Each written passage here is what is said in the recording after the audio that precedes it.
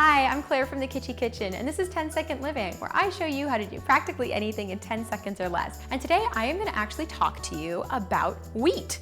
So this is all kinds of wheat flour, and we use wheat flour more than any other flour, and I feel like it can be a little bit mysterious, especially with all this talk about being gluten intolerant, gluten-free, that kind of thing.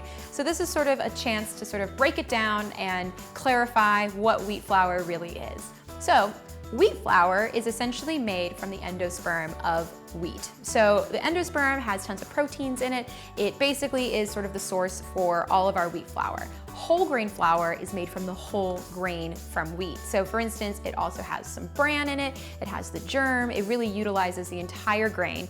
And so you end up getting sort of a nuttier flavor and that brown color and a little bit more fiber as well. But today we're talking about white wheat flour, so this is just stuff made from the endosperm, so the protein essentially.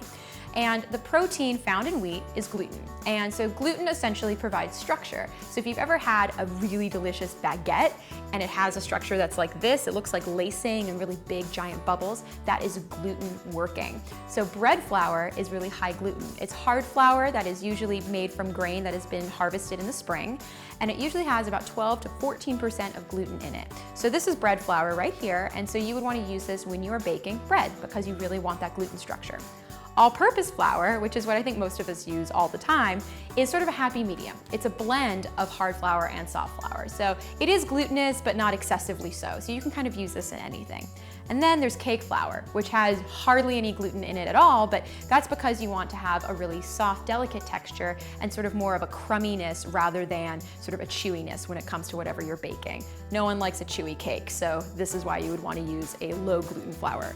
And then there's kind of a sort of funny in-between person. This is basically self-rising soft flour. So it has a really low gluten content, not as low as cake flour, but still quite low, so you get a really delicate texture.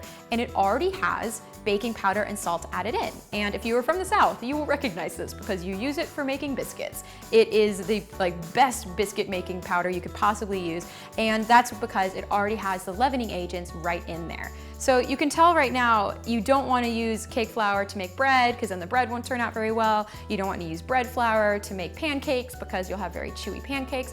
And you don't want to use biscuit flour or self-rising flour to make anything else that would already have leavening agents in it because then it'll go haywire and kind of like bloop, blow up all over the place. So you want to make sure that you're using the right flour for the job. I hope this clarified a little bit of the mystery for you. For more recipes featuring this technique, check out my blog, thekitschykitchen.com, and my new cookbook, The Kitschy Kitchen, available where books are sold.